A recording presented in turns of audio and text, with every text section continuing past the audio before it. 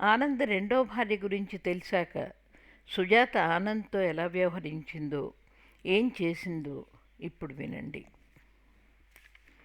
గది గోడల నిండా ఫోటోలు, ఆల్బమ్ నిండా ఫోటోలు, కూర్చుని నుంచుని ఎన్ని పోజులో, ఫోటోల నిండా ఎంత ఆనందమో, ఎంత సంతోషమో. ఇప్పుడు వాటిని చూస్తే వెగటుగా అసహ్యంగా అనిపిస్తోంది. ఒక్కొక్కటే చింపడం ప్రారంభించింది సుజాత. ఫ్రేములు పగలకొట్టి మరీ ఫోటోలు చింపి పోగులు పోసింది. ఆల్బమ్ నుంచి తీసి అన్ని ఫోటోలు చింపేసింది.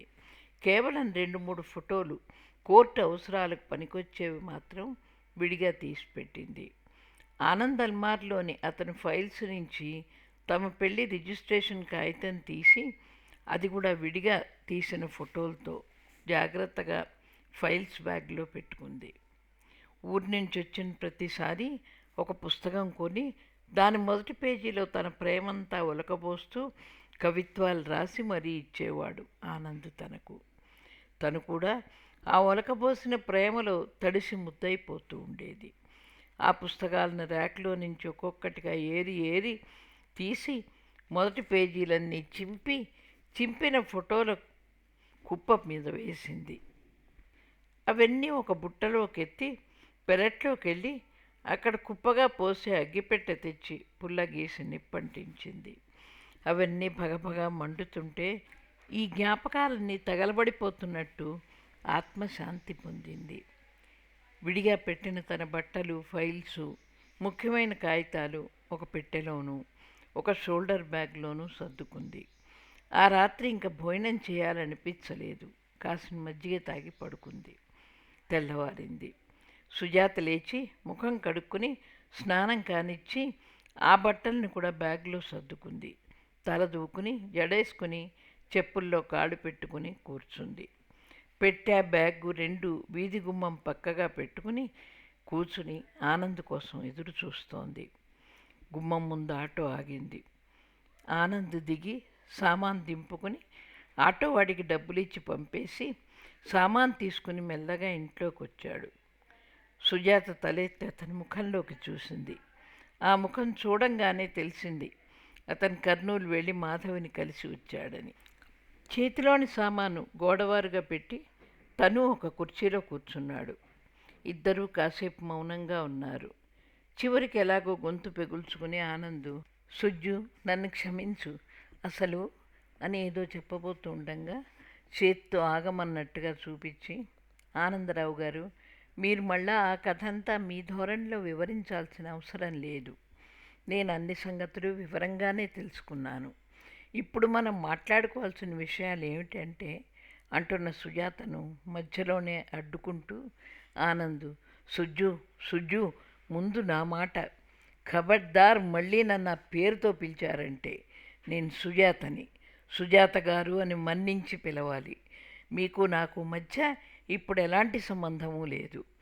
మీరు నాకు చేసిన నమ్మక ద్రోహం, వంచనలతో సంబంధాలన్నీ మట్టి కొట్టుకుపోయినాయి. మీ మీద చీటింగు, బైగమీ కేసులు పెట్టి కోర్టుకు ఈడుస్తాను. మీ అఫీషియల్స్కి కూడా మీరు చేసిన ఘనకార్యం తెలియజేయబోతున్నాను. నాలాంటి వారికి హెచ్చరికగా ఉండేందుకు మీ ఫోటోలు వేయించి మరీ పేపర్లో రాయిస్తాను. ఆవేశపడిపోయింది సుజాత. ఆనంద్ నిశ్చేష్టుడైపోయాడు. సారీ సుజాత గారు, అలా చెయ్యొద్దు. నేను చేసింది ఘోరమైన నమ్మక ద్రోహమే, ఒప్పుకుంటాను. మరో శిక్ష ఏదైనా వేయండి, అంతేగాని పొట్ట మీద కొట్టకండి. నన్ను క్షమించండి అన్నాడు. దుర్మార్గుడా, నా జీవితం మీదనే కొట్టావు కదురా దెబ్బ. క్షమించమని అడిగేందుకు నీకు నోరెలా వచ్చింది? నా నమ్మకాన్ని, నా విశ్వాసాన్ని, నా అమాయకత్వాన్ని తిరిగి నాకు ఇయ్యగలవా? ఆనంద్ చేతులు జోడించి ఏడుస్తూ మోకాళ్ళ మీద కూలబడ్డాడు. నీ మీద చర్య తీసుకోకుండా ఉండాలంటే నువ్వు నేను విధించే ఒక షరతుకు లోపడాలి అంది సుజాత ఆనంద్ వంక చూస్తూ. ఆశగా తలెత్తి చూశాడు ఆనంద్. నీ మొదటి వివాహాన్ని వెంటనే రిజిస్టర్ చేసుకుని నీ భార్యను, కొడుకును నీ తల్లిదండ్రుల వద్దకు తీసుకెళ్ళి జరిగిన సంగతులన్నీ నిజాయితీగా వాళ్ళ వద్ద ఒప్పుకోవాలి. వాళ్ళు నీ భార్యని అంగీకరించని పక్షంలో వాళ్లకు వాళ్ళ కొడుకుని కూడా వదులుకోవాల్సి ఉంటుందని ఖచ్చితంగా చెప్పాలి ఇదంతా ఒక నెల రోజుల్లో జరిగిపోవాలి. జరగని పక్షంలో నేను నిన్ను కోర్టుకు ఈడ్చడం ఖాయం. ఆలోచించు అంది సుజాత. తప్పకుండా చేస్తాను. మీరు చెప్పినట్టే చేస్తాను. నన్ను నమ్మండి. నా తల్లిదండ్రులు ఒప్పుకోకపోతే వాళ్లతో తెగతెంపులు చేసుకునైనా నేను మాధవి పిల్లవాడు విడిగానే ఉంటాం. నిజంగా అన్నాడు ఆనంద్. సుజాత నిలబడి పెట్టె బ్యాగు తీసుకుంది. దూరంగా హుసేన్ ఆటోతో వెయిట్ చేస్తున్నాడు. తను నిన్ననే చెప్పింది అతనితో వచ్చి చెట్టు కింద తన కోసం వెయిట్ చేయమని. నేనేదో వెళ్ళిపోతున్నాను, తర్వాత మీరేం చేసినా నాకు తెలియదని అనుకోకండి. నా మనుషులు వరంగల్లోనూ, కర్నూలులోనూ, విజయవాడలోనూ మిమ్మల్ని వెన్నంటి కనిపెడుతూనే ఉంటారు. ఎప్పటికప్పుడు మీరేం చేస్తున్నారో నాకు కబురు అందుతూనే ఉంటుంది. ఆ సంగతి గుర్తుపెట్టుకుని నేను విధించిన షరతును పూర్తి చేయండి అని అంటూనే లేచి గబగబా బయటికి నడిచి ఆటోలో ఎక్కి వెళ్ళిపోయింది. ఆనంద్ చేష్టలుడిగి చూస్తూ నిలబడిపోయాడు. తిన్నగా అమ్మా నాన్న ఉన్న భద్రాచలం చేరుకుంది. ఇంట్లో చాలా సందడిగా ఉంది. తమ్ముడు సూర్యమ్మ, అతని భార్య మంజుల కాక ఆమె తల్లి తండ్రి కూడా వచ్చి ఉన్నారు.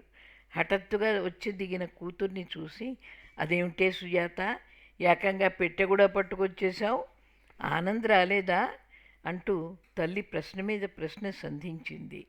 నువ్వేమిటే, ప్రయాణం చేసి వచ్చిన పిల్లకు కాఫీ చుక్కైనా ఇవ్వకుండా అన్ని ప్రశ్నలు వేస్తావు అంటూ తండ్రి విసుక్కున్నాడు.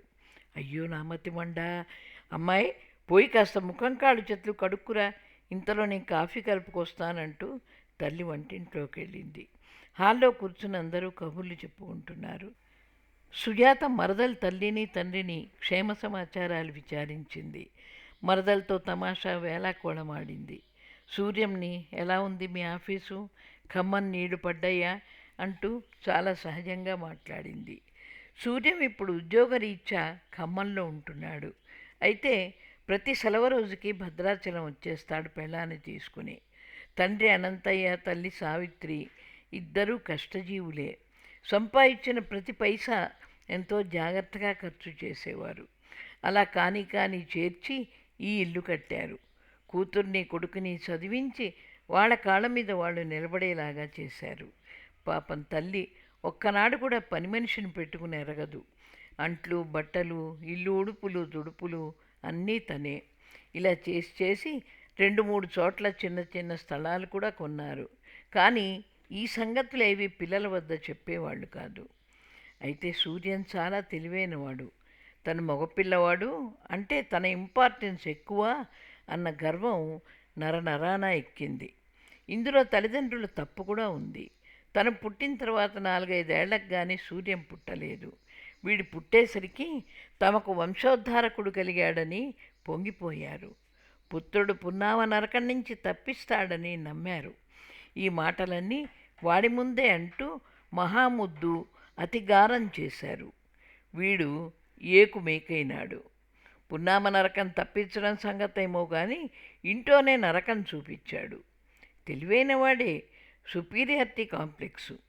ఇప్పుడు తన ఉద్దేశం ఏమిటంటే నాన్న సంపాదన అంటే నాన్న కూడబెట్టిన డబ్బు కానీ స్థలాలు కానీ అన్నీ తనకే ఉండాలని, అక్కకి ఎలాంటి భాగము రాకూడదని, నాన్న ఏదైనా విల్లు రాసి పెట్టేస్తారేమోనని ఆయన్ని ఊపిరి తీసుకోనీయకుండా అంటకాగుతూ ఉంటాడు. నాన్నకి తెలుసు ఈ సంగతులన్నీ, కానీ ఏమీ తెలియనట్టు ఉంటారు. సూర్యం ఆఫీసులో లంచాలు తీసుకోవడానికి అలవాటు పడ్డాడు. అలా తను డబ్బు సంపాదనలో ప్రయోజకుడినైపోయాననుకుంటాడు. కానీ అది సిగ్గుమాలిన పని అని అనుకోడు. ఒకసారి ఇలాగే ఒక సిగ్గుమాలిన పని చేసి పట్టుబడితే ఆనంద్ తనకు తెలిసిన వాళ్ళ ద్వారా ఎలాగో బయటపడేశాడు. లేకపోతే ఈ పాటికి ఊసలు లెక్క పెడుతూ ఉండేవాడు. అంత అయ్యాక కూడా బుద్ధి రాలేదు. పట్టుబడకుండా ఎలా లంచాలు తీసుకోవాలో తెలుసుకున్నాడు. తనను జైలు శిక్ష నుంచి తప్పించాడనే ఆనంద్ అంటే చాలా ఇష్టం. అందుకే ఆ రోజు వచ్చి అన్ని కూతలు కూసిపోయాడు. పోషించగలిగిన శక్తి ఉన్నప్పుడు 2 భార్యలుంటే మాత్రమేమిటి, నీకేం తక్కువ చేశాడని వదిలిపెట్టొచ్చావు అంటూ వాగాడు. తను వాడికంటే 4-5 సంవత్సరాలు పెద్దది. కానీ అక్క అన్న గౌరవం ఉంచడు సరిగదా, తనే పెద్దవాడైనట్టుగా ఉంటాయి వాడి మాటలు. కాసేపు అయ్యాక తండ్రికి చెప్పింది. నాకు హైదరాబాద్లోని హాస్పిటల్లో ఉద్యోగం వచ్చింది, మంచి జీతం కూడాను. మీరు అమ్మ నా కూడా రావాలి. అక్కడ ఇల్లు కూడా చూసుకోవడం అయింది. 2-3 రోజుల్లో ఆనంద్ సామానంతా ప్యాక్ చేసి పంపిస్తాడు. మీరిద్దరూ 4 రోజులు నాతో ఉంటే కాస్త వీలుగా ఉంటుంది అని చెప్పింది. మరి అల్లుడి సంగతి ఏంటమ్మా, తనకు కూడా హైదరాబాద్కి మారేసే అవకాశం ఉందా అంటూ అడిగాడు తండ్రి. తనకి ట్రాన్స్ఫర్ అవుతుందన్న. ప్రస్తుతం ఆయన కాన్ఫరెన్స్ హడావుడిలో ఉన్నారు. అది అయ్యాక తను వచ్చేస్తారు. మనం ముగ్గురం బయలుదేరి రేపు హైదరాబాద్ తప్పకుండా వెళ్ళాలి. నేను ఎల్లుండి జాయిన్ అయిపోవాలి అంది సుజాత. ఇంట్లో ఇంతమంది ఉంటారనుకోలేదు. తల్లి తండ్రి ఉంటారు. వాళ్ళకి జరిగిన సంగతంతా చెప్పే హైదరాబాద్ బయలుదేరాలనుకుంది. ఇంతమంది మధ్య ముఖ్యంగా సూర్య ఉన్నప్పుడు ఈ సంగతులు చెప్పడం అంత ఉచితంగా తోచలేదు సుజాతకు. ఏమ్మా సుజాత, నువ్వు కొత్త ఉద్యోగంలో ఎప్పుడు చేరాలి అని అడిగింది మంజుల తల్లి. ఎల్లుండి చేరాలి అత్తయ్య గారు. అందుకే రేపు పొద్దున్నే అమ్మని నాన్నని కూడా ప్రయాణం చేసి తీసుకువెళ్దామనుకుంటున్నాను. అక్కడ ఇల్లు అది కాస్త సర్దుకునేందుకు నాకు సహాయంగాను, కొత్త ఊళ్ళో కాస్త తోడుగాను ఉంటారని అంది సుజాత. వెంటనే సూర్యం అందుకుని, నువ్వు అమ్మా నాన్నల్ని తీసుకెళ్తే ఇక్కడ మాకెలాగా, అయినా ఒక్కదానివి నీకు సాయం ఎందుకే అన్నాడు గద్దిస్తున్నట్టుగా. అదేరా, ఒక్కదాన్ని కాబట్టే సాయం కావాలి. అక్కడే ఉండిపోరు కదా అమ్మా నాన్న. చంటి పిల్లాడిలాగా అలా బెంబేలు పడిపోతావేమిటి అంది సుజాత నవ్వుతూ. సూర్యం, మంజుల, ఆమె తల్లిదండ్రులు కూడా ఆ మర్నాడు సాయంత్రం బయలుదేరి ఖమ్మం వెళ్ళిపోతున్నారు. సూర్యం బెంగంతా తండ్రితో అక్క ఏదైనా ఆస్తిలో భాగం రాయించుకుంటుందేమోనని. అందుకే కాస్త ముందు జాగ్రత్తగా, నాన్న మీరు త్వరగా వచ్చేసేయండి, సుజాతకు కావాలంటే అమ్మ సాయంగా ఉంటుంది అన్నాడు. తండ్రి బయట పడడు కానీ కొడుకు కుళ్ళు బుద్ధులు బాగానే తెలుసు. సరేరా, నువ్వన్నది నిజం. ఇద్దరం ఎందుకు అక్కడ? నేను చేయాల్సిన పనులు ఏమైనా ఉంటే త్వరగా ముగించుకుని వచ్చేస్తాను. ఇంటికి తాళం పెట్టి ఉండడం కూడా మంచిది కాదు అన్నాడు కొడుకు పక్షంగా ఉన్నట్టుగా. ఈ మాటతో సూర్యం మనసు కాస్త కుదుట పడింది. అనుకున్నట్టుగానే అనంతయ్య, సావిత్రమ్మలు సుజాతతో మర్నాడు పొద్దున్నే హైదరాబాద్ ప్రయాణమయ్యారు. హైదరాబాద్లో సుజాత తీసుకుని ఇల్లు వాళ్ళకు బొత్తిగా నచ్చలేదు. ఇంత చిన్న ఇల్లా, ఎలా ఉంటావే ఈ ఇంట్లో? నీకు ఇచ్చిన సామానంతా తెచ్చి ఇందులో పెట్టడానికి సరిపోతుందా అంటూ తల్లి మహా చిరాకు పడిపోయింది. ఆ మాటలేం వినిపించుకోకుండా సుజాత, నాన్న పదండి మనిద్దరం వెళ్ళి కొద్దిపాటి సామాన్ తెచ్చుకుందాం, భోజనం హోటల్కి వెళ్ళి చేద్దాం అంది. తండ్రి కూతురు ఇద్దరు బయలుదేరారు. కాస్త దూరంలోనే ఒక హోటల్ కనిపించింది. మనం ముందు కాస్త కాఫీ తాగుదాం పదండి అంటూ హోటల్లోకి వెళ్ళి కూర్చుని టిఫిన్కి ఆర్డర్ చేశాక సుజాత తండ్రితో జరిగిన సంగతంతా టూకీగా చెప్పింది. ఇంకా అతనితో కలిసి ఉండటం అన్న ప్రశ్నే రాదు అని నిక్కచ్చిగా చెప్పేసింది. అనంతయ్య గారు నిర్ఘాంతపోయారు. నోట మాట రాలేదు. సుజాతే అందుకుని, ఈ విషయాలు అక్కడే చెప్పాలని వచ్చాను, కానీ ఇంటి నిండా ఆ జనాన్ని చూశాక ధైర్యం చేయలేకపోయాను. ఇంటికి వెళ్ళాక అమ్మకి మెల్లిగా చెప్తాను.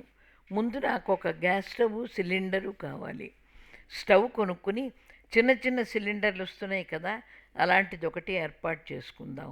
తర్వాత మెల్లిగా కొత్త గ్యాస్ కనెక్షన్ కోసం అప్లై చేస్తాను అంది. టిఫిన్ కాఫీలు పూర్తి చేసి బయటికి వచ్చారు. పక్కనే ఉన్న సూపర్ బజార్లో చిన్న ఫ్లాస్కు, ఒక చిన్న కాసరాలు కొంది. తల్లికి అందులో కాఫీ, టిఫిన్లు తీసుకెళ్లారు. ఈ కాపురాన్ని కొత్తగా ప్రారంభించాల్సిందేనని తెలుసుకున్నారు అనంతయ్య గారు. అమ్మా సుజాత, నీకు ఇంటికి కావాల్సిన వస్తువులు లిస్ట్ ఇవ్వమ్మా, నేను వెళ్ళి తీసుకొస్తాను అన్నారు.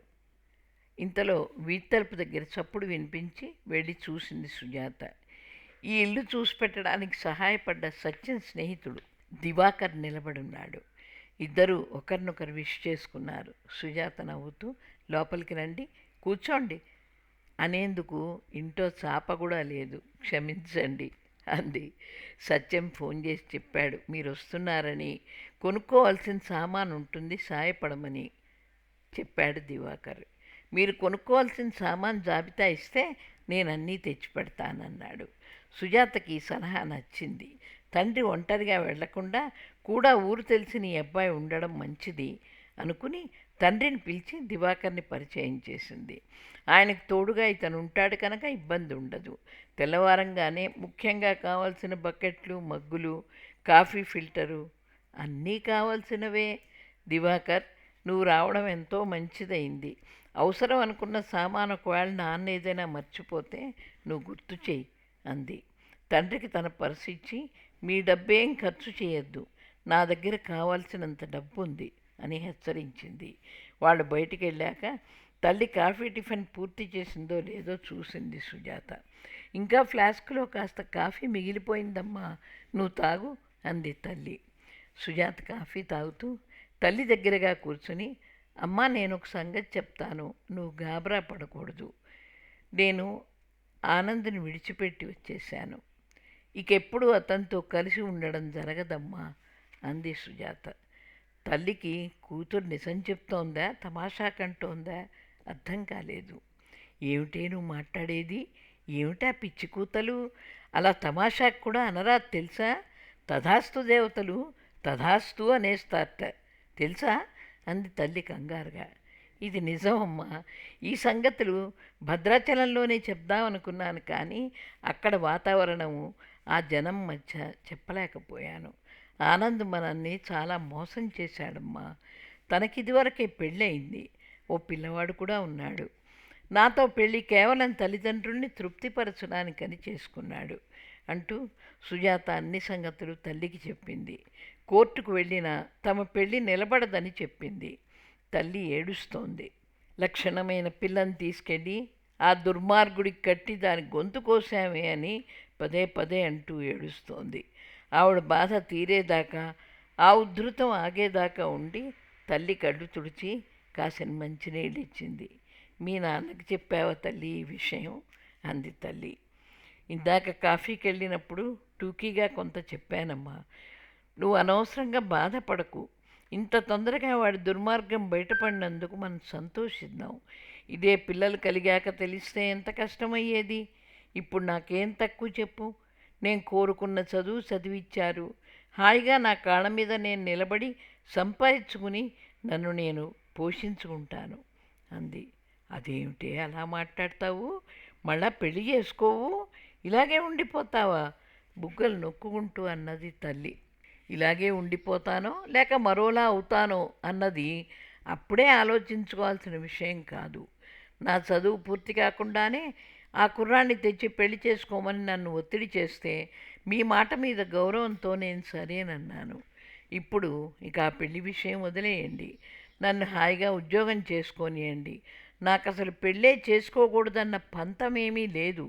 నా జీవితంలో ఎవరైనా ఒక వ్యక్తి తారసపడి అతని తోడు అండ నా వ్యక్తిత్వానికి సరిపడుతుందని నాకు తోచినప్పుడు తప్పక పెళ్లి చేసుకుంటాను. అంతేగాని ఇక మీరు చూసి నేను చేసుకునే ప్రసక్తి లేదు. క్షమించు కాక, నేను అడుగుతాను, పెళ్ళి అంత ముఖ్యమైందా? మనకు సరిపడే వ్యక్తి తారసపడకపోతేనో, ఒకవేళ తారసపడ్డా అతనికి ఉండే అడ్డంకుల వల్ల జరగకపోతేనో మించిపోయిందేమీ లేదు. ఇక పిల్లల సంగతి అంటావా? మనకు మనసుంటే అమ్మ అవసరమైన పిల్లలు లోకంలో చాలామంది ఉన్నారు. సుజాత తన ధోరణిలో ఏదో చెప్పుకుపోతూనే ఉంది. సావిత్రమ్మ వింటూ బిత్తరపోయి చూస్తూ కూర్చుండిపోయింది. వంట సామాను, గ్యాస్ స్టవ్, గిన్నెలు, గ్లాసులు, స్పూన్లు సమస్తం వచ్చాయి. మరి కాసేపటికి మంచం, కుర్చీలు, డైనింగ్ టేబుల్, చిన్న ఫ్రిడ్జ్డేరు అన్నీ వచ్చాయి. అంతా కలిసి సర్దుకుంటున్నారు. ఇంతలో హాలుకి ఈవేపుగా ఉన్న తలుపు చప్పుడైంది. చూస్తే ఒక అమ్మాయి, బహుశా పక్క పోర్షన్ వాళ్ళ పని మనిషి అనుకుంటా, నిలబడి ఉంది. అమ్మా, కొత్తగా దిగినట్టున్నారు. నేను ఈ పక్క పోర్షన్లోని ప్రొఫెసర్ సాబ్ వాళ్ళ ఇంట్లో పనిచేస్తాను. మీకు ఈ 2-3 రోజులు ఏదైనా పని ఉంటే సందేహించకుండా చెప్పండి, నేను చేసి పెడతాను. సారే పంపారు, కొత్తగా వచ్చారు కదా, ఏదైనా పని ఉంటే చేసి రమ్మని అంది. సుజాతకు ఆశ్చర్యం వేసింది. వెంటనే, చూడమ్మా నీ పేరేమిటో అంది. పార్వతమ్మ. చెప్పిందామె. చూడు పార్వతి, నాకు నిజంగానే 4-5 రోజుల పాటు నీ సహాయం అవసరం ఉంటుంది. ఇప్పుడు రాగలవా కాసేపు అని అడిగింది సుజాత. పార్వతి వెంటనే లోపలికి వచ్చి చూసింది. చీపురు ఎక్కడా కనిపించలేదు. చూడమ్మా, నేను చీపుళ్ళు, తుడిచే బట్ట అన్నీ కొనుక్కొస్తా ఇప్పుడే అంది. సుజాత డబ్బులు ఇచ్చింది. పార్వతి వెంటనే వెళ్ళి కొనుక్కొచ్చింది. క్లీనింగ్ ప్రారంభించింది. అమ్మ, కూరలు ఏమైనా కావాలా? పక్క సందులో దొరుకుతాయి, తెస్తాను అని వెళ్ళి అవి కూడా తెచ్చింది. పార్వతి వచ్చాక పనులన్నీ చకచకా జరిగాయి. మళ్ళా రేపు వస్తానని చెప్పి పార్వతి వెళ్ళిపోయింది.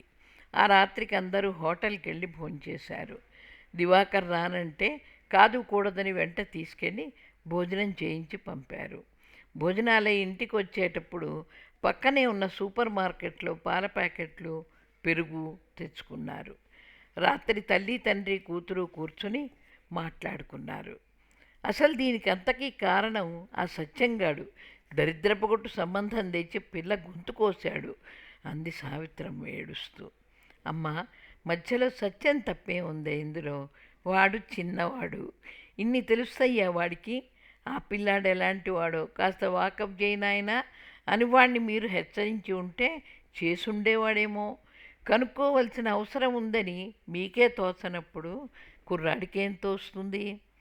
అనంతయ్య మాట మధ్యలోనే అందుకుని, ఏమైనా సరే మనల్ని ఇంత మోసం చేసినందుకు వాడిని కోర్టుకి ఈడ్చి ముప్పతిప్పలు పెట్టి 3 చెరువులు నీళ్లు తాగించి మరీ వదులుతాను. అప్పటికి నా కసి తీరదు. బంగారం లాంటి నా కూతురు బతుకుని బుగ్గి చేసి పెళ్ళాం పిల్లలతో కులుకుదామనుకుంటున్నాడేమో. అదేం జరగనివ్వను నాన్న. దానివల్ల మనకి లాభం ఏముంటుంది? నీ కూతురు కాపురం బాగుపడుతుందా? ఈ కోర్టు జైళ్ళ దాకా పోతే పాపం అతని భార్య, పిల్లవాడు వీధిన పడిపోరు. అటు అత్తవారి వైపు కానీ ఇటు పుట్టింటి వైపు కానీ అండ దొరుకుతుందో లేదో తెలియదు. అతని ఈ నాటకంలో వాళ్ళ ప్రమేయం కొంచెం కూడా లేదు కదా అంది సుజాత. నువ్వేమిటే వాళ్ళని వెనకేసుకొస్తున్నావు? నాకు కడుపు మండిపోతోంది వాళ్ళ పేరెత్తితే అంది సావిత్రమ్మ ఉక్రోషంగా. నేను పెట్టిన షరతులు పాటించాడా సరే, లేదంటే అప్పుడు నేనే తప్పకుండా కోర్టుకి ఈడ్చి వాడి అంతు చూస్తాను, అందులో సందేహమే లేదు అంటూ సమాధానమిచ్చింది సుజాత.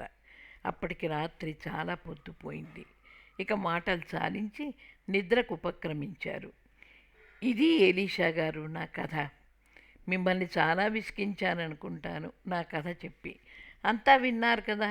ఇప్పుడు చెప్పండి, నేను తెలివి తక్కువగా కానీ అతిగా కానీ ప్రవర్తించానా? మా తల్లిదండ్రులతో ముందుగా చెప్పి ఉంటే వాళ్ళు చేసే పరిష్కారం బాగుండి ఉండేదా? నేనెవరిని దగ్గరగా అనుకుని నా విషయాలు డిస్కస్ చేయకపోవడం నా లోపమా? అందులో ఇంత పెద్ద విషయం నా అంతట నేనుగా పరిష్కరించాలనుకోవడం దుస్సాహసం అంటారా? సుజాత, నా హృదయపూర్వక అభినందనలు అందుకో. ఇంత క్లిష్టమైన ఒక సమస్యని ఇంత చక్కగా పరిష్కరించగలిగిన నీ మానసిక పరిపక్వతకు హ్యాట్స్ ఆఫ్. నిజంగా చెప్తున్నాను, నీ ధైర్యానికి, నీ స్థైర్యానికి నా జోహార్లు అంటూ లేచి నిలబడ్డారు ఎలీషా గారు. సుజాత ఎంతో ఉద్విగ్నతకు లోనై కళ్ళంట ధారాపాతంగా నీళ్లు కారుస్తూ నిలబడిపోయింది. సుజాత, కష్టాలందరికీ వస్తాయి. అయితే బెంబేలు పడిపోకుండా స్థిరంగా వాటిని ఎదుర్కోవటమే మనిషి చేయాల్సిన పని. అంతేగాని ఎవరో వచ్చి మనను ఈ ఆపద నుంచి గట్టెక్కించాలని ఎదురు చూడటం తెలివి తక్కువ పని. ఆనందం మీద నీకెంత కోపం వచ్చినా అవతల అతనిపై ఆధారపడ్డ భార్య, పిల్లవాడి సంగతి కూడా ఆలోచించావు. నీవు పడుతున్న అంత బాధలో కూడా మరొకరి బాధ, అందున ఎవరి వలనైతే నీ వైవాహిక జీవితం విచ్ఛిన్నమవుతున్నదో ఆమె బాగోగుల గురించి ఆలోచించావు చూడు, అది నీ ఔన్నత్యానికి ప్రతీక. నిన్ను మరోసారి మనసారా అభినందిస్తున్నాను అంటూ సుజాత 2 చేతులు పట్టుకుని ఊపారు. ఇంతలో పార్వతి ఇద్దరికీ భోజనం వడ్డించింది. భోజనం అయ్యాక థ్యాంక్స్ చెప్పి సుజాత ఇంట్లోకి వెళ్ళిపోయింది. ఎలీషా గారు తనను అంత మెచ్చుకోవడం సుజాతకి పట్టరాని సంతోషం కలిగించింది. ఎలీషా గారంటే ఆమెకు ఎనలేని గౌరవం. రోజులు గడిచిపోతున్నాయి. మధ్యలో తల్లి తండ్రి వచ్చి 2 రోజులు ఉండి వెళ్ళారు. ఒకసారి సూర్యం వచ్చి వెళ్ళాడు. నువ్వు ఆనందని విడిచిపెట్టడం నాకేం నచ్చలేదు. నేను అతనితో మాట్లాడతాను, ఈ ఊరు ట్రాన్స్ఫర్ చేయించుకోమని, కలిసుందురు గాని అంటూ ఏవో నీతులు చెప్పబోయాడు. సుజాత, నువ్వు నీ బాగోగులు చూసుకో, నా విషయాన్ని నేను చూసుకుంటాను అని అక్కడి నుంచి లేచడిపోయింది. సత్యం కూడా ఒకటి రెండు సార్లు వచ్చాడు. సత్యం వచ్చినప్పుడు మాత్రం తన నిజమైన తమ్ముడు వచ్చినట్టు అనిపిస్తుంది సుజాతకు. ఎలీషా గారు తను అప్పుడప్పుడు పెరట్లో కుర్చీలు వేసుకుని కూర్చొని మాట్లాడుకునేవారు. ఇప్పుడు వాళ్ళిద్దరూ మంచి స్నేహితులు. వారి మధ్య కబుర్లు, జోకులు, తమాషాలు కూడా నడుస్తూ ఉండేవి. అయితే పని ఒత్తిడి ఉన్నప్పుడు సుజాత ఇంటికి కేవలం స్నానం చేసి బట్టలు మార్చుకుందుకు మాత్రం వచ్చి మళ్ళీ హాస్పిటల్కి పరిగెత్తేది. ఇలా ఒక వారం 10 రోజులు కలుసుకోకపోవడం కూడా ఉండేది. ఇలాగే ఒకసారి సుజాత ఇంటికి వచ్చి వెళ్ళబోతూ ఉండంగా వీత్తలుపు దగ్గర నుంచి ఎలీషా గారు సుజాత అని పిలిచారు. సుజాత ఆయన్ని చూసి, రండి ఎలీషా గారు అంటూ పిలిచి కుర్చీ సరిచేసింది. కూర్చోండి అంటూ. మీరు మధ్య చాలా బిజీగా ఉంటున్నారు, ఏంటి సంగతి అన్నారు ఎలీషా గారు కూర్చుంటూ. మరేం లేదండి, 2 నర్సులు సెలవు పెట్టారు. నేను ఖాళీగా ఉంటానని ఆ డ్యూటీలు కూడా నన్నే చూడమన్నారు. అందుకే రాత్రి పగలు అని లేకుండా తిరగాల్సి వస్తోంది. శ్రమేననుకోండి, కానీ రోగులకు సేవ చేస్తున్నాననే మానసిక తృప్తి, ఆనందం కూడా ఉంటాయి అందులో అంది సుజాత ఆశ్చర్యంగా ఆమె వంక చూస్తూ. బాగుంది, సేవ సేవ అంటూ ఆ వెర్రిలో పడిపోయి మీ ఆరోగ్యం సంగతి ఏదైనా చూసుకుంటున్నారా? అసలు వేళకు తిండి నిద్ర లేకపోతే మీ ఆరోగ్యం కూడా దెబ్బతిని ఆ రోగుల పక్కనే మరో బెడ్ మీద మీరు పడుకోవాల్సి వస్తుందేమో ఆలోచించారా? మనిషికి తిండి నిద్రలతో పాటు కొద్దిపాటి విశ్రాంతి కూడా అవసరమవుతుంది. అప్పుడే రెట్టించిన ఉత్సాహంతో పనిలో నిమగ్నం అవ్వగలుగుతారు. మిమ్మల్ని కాస్త హెచ్చరించేందుకు ఇక్కడ ఎవ్వరూ లేకపోవడం అనేది మీకు మరీ వెసులుబాటుతనం కల్పించిందనుకుంటాను కదూ అంటూ ప్రొఫెసర్ గారు లెక్చర్ ఇచ్చారు. సుజాత అపరాధ భావంతో చేతులు జోడించి, క్షమించండి, మీరన్నది నిజమే. ఆసుపత్రి పని అంటే అసలు ఒళ్ళుపై తెలియదు. ఆ పనుల్లో ఎంతలాగా మునిగిపోతానంటే నాకు దాహం వేసేది, ఆకలేసేది కూడా తెలియదు. ఒక రకంగా ఇది నా లోపమే. నా ఆరోగ్యాన్ని కాపాడుకోలేని నేను రోగులకు ఆరోగ్య విధుల్ని ఎలా చెప్పగలను? ఇక నుంచి జాగ్రత్తగా ఉండేందుకు ప్రయత్నిస్తాను, క్షమించండి అంది నవ్వుతూ. మీతో ఒక విషయం చెప్పాలని ప్రయత్నిస్తున్నాను 10 రోజుల నుంచి. ఎక్కడా మనిషి దొరకందే. చివరికి మీకు చెప్పకుండానే తట్టాబుట్టా సర్దుకుని వెళ్ళిపోవాల్సి వస్తుందేమో అని భయపడ్డాను. ఎలాగో దొరికారు వేళ అన్నారు ఎలీషా గారు నవ్వుతూ. అదేమిటి, సర్దుకోవడం వెళ్ళిపోవడం అంటున్నారేమిటి అంది సుజాత భయంగా. నాకు యూనివర్సిటీ క్యాంపస్లో ఇల్లు శాంక్షన్ అయింది. చాలా రోజుల క్రితమే అప్లై చేశాను కానీ రాలేదు. ఇప్పుడు వచ్చింది. మరి నేను ఆ ఇంటికి మారిపోవాల్సి ఉంటుంది అన్నారు ఎలీషా గారు. సుజాతకి నోట మాట రాలేదు. అలా చూస్తూ నిలబడిపోయింది కాసేపు. తనను తాను సంభాళించుకుని, బాగుంది, సంతోషం అని మరి మాట లేనట్టుగా కాసేపు ఆగి, సరే మళ్ళీ కలుస్తాను, ఇప్పుడు అర్జెంటుగా డ్యూటీకి పరిగెత్తాలి, ఉంటానంటూ అంది ఆయన వంక చూస్తూ. ఆయన కూడా లేచి, పగలు రాత్రి అని లేకుండా పనిచేసి ఆరోగ్యం పాడు చేసుకోకండి అంటూ బయటికి నడిచారు. 4 రోజులు గడిచాయి. సుజాత మళ్ళీ ఎలీషా గారికి కంటపడలేదు. ఆయన కూడా తొందర పనుల్లో ఉండి సుజాత ఇంటూ ఉందా లేదా అని కూడా పట్టించుకోలేదు. ఆ రోజు ఎలీషా గారు యూనివర్సిటీ నుంచి వచ్చేసరికి సుజాత ఇంటి తలుపులు తెరిచి కనిపించాయి. ఆయన ముఖం కాళ్ళు చేతులు కడుక్కుని బట్టలు మార్చుకుని వచ్చేసరికి అప్పుడే డాక్టర్ మధుకర్ సుజాత పోర్షన్ నుంచి బయటకు వస్తూ కనిపించారు. ఎలీషా గారు విష్ చేశారు. డాక్టర్ కూడా విష్ చేసి నవ్వుతూ దగ్గరకు వచ్చాడు. చూడండి ఎలీషా గారు, 2 రోజులుగా జ్వరంతో పడి ఉండి మెల్లిగా ఈరోజు ఫోన్ చేస్తోంది ఈవిడే. సామాన్య ప్రజలకు ఆరోగ్యాన్ని ఎలా కాపాడుకోవాలో చెప్పాల్సిన మనమే ఇలాంటి నిర్లక్ష్యం చూపిస్తే ఎలాగండి అన్నారు. అవునా, సుజాత గారు ఫీవర్తో పడుకున్నారని నాకు తెలియదే. ఎలా ఉంది ఇప్పుడు ఆవిడికి? మందులవి తెప్పించాలైతే నేను తెప్పించి పెడతాను అన్నారు ఎలీషా గారు. నా దగ్గరున్న మెడిసిన్స్ ఏవో తెచ్చి ఇచ్చాను, ఇంకా ఒకటి రెండు రాసిచ్చాను, అవి తెప్పించండి. ముఖ్యంగా ఆమెకు మందులతో పాటు ఏదైనా తేలికైన ఆహారం తీసుకుంటూ ఉండాలి. వస్తాను మరి అంటూ డాక్టర్ మధుకర్ వెళ్ళిపోయారు. ఎలీషా గారు మెల్లిగా సుజాత ఇంటి తలుపు తట్టి లోపలికి వెళ్ళారు. బెడ్రూమ్ దాకా వెళ్ళి సుజాత గారు అంటూ లోపలికి వెళ్ళారు. సుజాత పడుకునుంది. నీరసంగా ఉన్న గొంతుతో, కూర్చోండి సార్, మీరెందుకు వచ్చారు శ్రమ తీసుకుని అంది. ఆయన ఆమె నుదుటి మీద చెయ్యి వేసి చూశారు. జ్వరంగానే ఉంది. మందులేవో రాసిచ్చారట కదా, ఆ కాగితం నా చేతికి ఇవ్వండి, నేను తెప్పిస్తాను. ఇలా ఉన్నారు మనిషి లేవలేకుండా, ఒక్క మాట ఫోన్ చేసి చెప్పి ఉండకూడదా? ఇరుగు పొరుగు అన్నాక ఒకరికొకరు సహాయపడొద్దా అవసరం వచ్చినప్పుడు? అంత మొహమాటమైతే ఎలా చెప్పండి సుజాత. మీరు లేవకండి, నేను పార్వతిని పంపిస్తాను. తన నుంచి ఏదైనా సాయం తీసుకోండి. నేను ఈ మందులు, కాసిన ఫ్రూట్స్, బిస్కెట్లు అవి తెస్తాను అంటూ లేచారు. సుజాత వద్దని చెప్తూనే ఉంది. ఆయన వినిపించుకోకుండా లేచి వెళ్ళిపోయారు. కాసేపట్లో పార్వతి వచ్చింది. వస్తూనే సుజాతను చూసి, అయ్యో ఇలా అయిపోయావేమిటమ్మా, నువ్వులే, పక్క దులిపేస్తాను అంటూ వెళ్ళి స్టవ్ మీద కాసిన వేడినీళ్ళు పెట్టి తెచ్చి బేసన్లో పోసి కాస్త మొహం కడిగింది. దువ్వెన్న తెచ్చి తల దువ్వింది. ఉతికిన నైటీ తెచ్చిచ్చి తను సాయం చేసి బట్టలు మార్పించి మంచం మీద దుప్పటి తీసి ఉతికిన దుప్పటి వేసింది. మెల్లగా లేచి వెళ్ళి పక్క మీద పడుకుంది సుజాత. నేను ఇప్పుడే వెళ్ళి కాస్త కాఫీ కలుపుకొస్తాను, పడుకో అమ్మా అని వెళ్ళింది పార్వతి. కాస్త కాఫీ, 2 కాల్చిన బ్రెడ్ స్లైసెస్ తెచ్చింది పార్వతి. కూర్చోబెట్టి అవి తినిపించి కాఫీ తాగిచ్చింది. ఇంతలో ఎలీషా గారు మందులు తెచ్చారు. ప్రిస్క్రిప్షన్స్ చూసి మందులు వేశారు. మీరు ఎక్కువ ఆలోచించద్దు, నిద్రపోండి. ఈ రాత్రి పార్వతి ఇక్కడే మీకు సహాయంగా పడుకుంటుంది.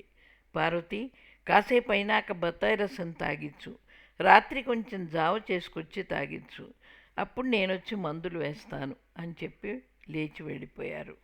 సుజాత అలాగే కళ్ళు మూసుకొని పడుకుంది. మధ్యలో పార్వతి బత్తాయి రసం తాగించింది. మరో గంటన్నర అయ్యాక జావ తీసుకొచ్చి అది కూడా తాగించింది. ఆ వెంటనే ఎలీషా గారు వచ్చి మందులు వేసి పడుకోమని గుడ్ నైట్ చెప్పి వెళ్ళారు. తెల్లవారేసరికి సుజాత కొంచెం కోలుకుంది. జ్వరం నూరు లోపలే ఉంది. పార్వతి ఆమెకు ముఖం కడిగించి కాఫీ ఇచ్చింది. సుజాత తనే మందు తీసుకువేసుకుంది. పార్వతి, స్నానం చేయాలని ఉంది, కాసిన వేడినీళ్ళు పెట్టు అంది. పార్వతి, జ్వరం ఇంకా తగ్గలేదు కదమ్మా, స్నానం మంచిది కాదేమో అంది. కాదులే, స్నానం చేస్తే గాని ఈ చికాకు చీదర వదలవు. నువ్వు కాస్త నీళ్లు కాచి బాత్రూంలో పెట్టు.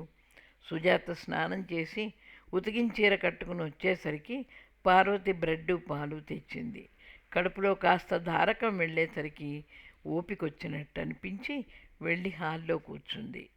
అలా చాలాసేపు కూర్చోకండమ్మా, వెళ్ళి పడుకోండి, మళ్ళా కాసేపు అయినాక పళ్ళరసం తెచ్చిస్తాను అంటూ పార్వతి వెళ్ళిపోయింది. ఇంతలో డాక్టర్ మధుకర్ వచ్చారు. ఎలా ఉన్నారు సుజాత గారు, జ్వరం తగ్గిందా అంటూ నుదురు మీద చెయ్యి వేసి చూసి నాడి పట్టుకుని చూశాడు. థర్మామీటర్తో చూస్తే 99 ఉంది. వెరీ గుడ్, మంచి ప్రోగ్రెస్. ఇవాళ కూడా మందులు సరిగ్గా వేసుకుంటూ ఆహారం సరిగ్గా తీసుకుంటే రేపటికి సబ్నార్మల్కి వచ్చేస్తుంది. అసలు మీకు ముఖ్యంగా కావాల్సింది రెస్ట్. ఏ ఆలోచనలు పెట్టుకోకుండా విశ్రాంతి తీసుకోండి. మరి నేను వెళ్ళనా? అవసరమైతే ఫోన్ చేయండి, వెంటనే వస్తాను అంటూ లేచారు డాక్టర్ మధుకర్.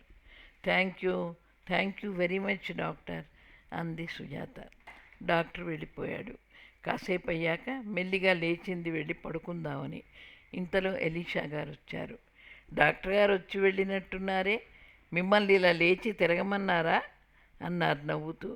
సుజాత, దాదాపు జ్వరం తగ్గిపోయిందన్నారు, అయితే బాగా నీరసంగా ఉంది కాబట్టి రెస్ట్ అవసరం అన్నారు అంది.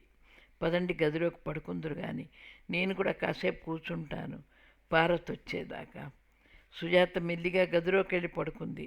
ఆయన కూడా వెనకాలే వచ్చి అక్కడే ఒక కుర్చీలో కూర్చున్నారు. సుజాత కళ్ళు మూసుకుని పడుకుంది. కాసేపు అయ్యాక కళ్ళు తెరిచి, ఎప్పుడు వెళ్ళిపోతున్నారు క్యాంపస్లోని ఇంటికి అని అడిగింది. ఇంకా ఏం నిర్ణయించుకోలేదు, మీకు ఒంట్లో కాస్త కులాసా చిక్కనియండి, అప్పుడు మాట్లాడుకుందాం ఆ వివరాలన్నీ అన్నారు. సుజాత కళ్ళు మూసుకుంది. కంటి కొసల నుంచి నీటి బొట్లు రాలసాగాయి. ఎలీషా గారు చూశారు కానీ ఆయన అనుకున్నది ఏమిటంటే తల్లిదండ్రులు గుర్తుకొచ్చి ఉంటారని. సాధారణంగా ఇలాంటి బలహీనమైన క్షణాల్లో ఎవరిదైనా తోడు కోరుకుంటారు. అలా అనిపించంగానే ఆయన, సుజాత, మీ అమ్మా నాన్నలకి ఫోన్ చేసి పిలిపిస్తే బాగుంటుందేమో, నన్ను ఫోన్ చేయమంటే చేస్తాను అన్నారు.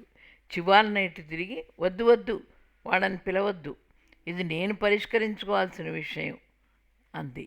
అంటే అన్నారు ఎలీషా గారు. అంటే ఏముంది, ఈ బలహీనత నుంచి బయటపడ్డాం. మీకు తెలియదు, మనిషి మనసు స్ట్రాంగ్గా లేకపోతే బలహీనతలకు లోనవుతుంది. నేను కూడా అలాగే లోనయ్యాను. అందుకే ఈ వీక్నెస్. ప్రొఫెసర్ గారికి ఆమె పడుతున్న వేదన అర్థమయ్యే అవనట్టుగా ఉంది. ఇంతలోనే పార్వతి పళ్ళరసం తీసుకుని వచ్చింది. సుజాతను లేపి కూర్చోబెట్టి రసం తాగిచ్చింది. ఎలీషా గారు మందిస్తే వేసుకుంది. ఆయన పార్వతిని కూర్చోమని చెప్పి తన ఇంటికి వచ్చేశారు కానీ సుజాత మాటలు, ఆమె కన్నీళ్ళు ఆయన్ని తోచకుండా చేస్తున్నాయి. ఎందుకంత బాధపడుతోంది? ఎందుకో ఒక్కసారి ఆయనకు ఆ పిల్ల సుజాత ప్రేమలో కానీ పడలేదు కదా అనిపించింది. ప్రేమిస్తే తప్పే ఉంది, హాయిగా పెళ్లి చేసుకోవచ్చు కదా. తను పెళ్లి చేసుకుంటానంటే ఆ తల్లిదండ్రులు అడ్డు చెప్పే మనుషులు కాదు. ఇలా ఎన్ని రకాలుగా ఆలోచించినా ఆయనకు అసలు సమస్య ఏమిటో అర్థం కాలేదు. కొద్ది రోజుల క్రితం నుంచి ఆమెలో వచ్చిన మార్పును జ్ఞాపకం చేసుకున్నారు ఎలీషా గారు. ఇదివరకులాగా వచ్చి తనతో కూర్చుని కబుర్లు చెప్పటం లేదు. ఎదురుపడ్డ ఒకటో మాట్లాడి వెళ్ళిపోతోంది. తననెంతో ఆత్మీయుడుగా భావించి తన సంగతులన్నీ చెప్పుకున్న సుజాత ఇప్పుడు ఇలా దూరంగా ఉండడానికి కారణం? ఆ రోజు తన క్యాంపస్లోని ఇంటికి మారవలసి ఉంటుందని చెప్పినప్పుడు ఆ అమ్మాయి నిర్ఘాంతపోవడం, షాక్ తిన్నట్టు కనిపించడం గుర్తుకొచ్చాయి. అప్పుడు తన ఆ విషయాన్ని గమనించినా సీరియస్గా తీసుకోలేదు. అందుకే ఆ సంగతి తనకు జ్ఞాపకం రాలేదు. ఇప్పుడు ఆలోచిస్తుంటే తనకు ఒక్కొక్కటిగా జ్ఞాపకం వస్తున్నాయి. ఆ తర్వాతనేగా తను ఇలా జ్వరపడ్డం, అసలు ఆ షాక్కే జ్వరపడిందేమో అని అనిపిస్తున్నది ఇప్పుడు. నేను ఇక్కడి నుంచి వెళ్తాననడం తనని షాక్కి గురి చేసిందంటే ఈ పిల్లగాని తనను ప్రేమించటం లేదు కదా. ఆ మాట అనుకోగానే ఆయనకు ఒళ్ళు జల్లుమంది. మళ్ళీ ఆ వెంటనే సందేహం. వయస్సులో తనకంటే దాదాపు 18 సంవత్సరాలు పెద్దవాడినైన నన్నెందుకు ప్రేమిస్తుంది? డాక్టర్ మధుకర్ణ? నో, పెళ్ళైన ఆ కుర్రాన్ని ప్రేమించేంత మానసిక దౌర్భాగ్యురాలు కాదు సుజాత. ఎలీషా గారి మనస్సులోని ప్రశ్నలకు సమాధానం ఆయనకి దొరికిందా? తర్వాత ఏమైంది తెలుసుకోవాలని ఉంటే 4వ భాగం తప్పకుండా వినండి.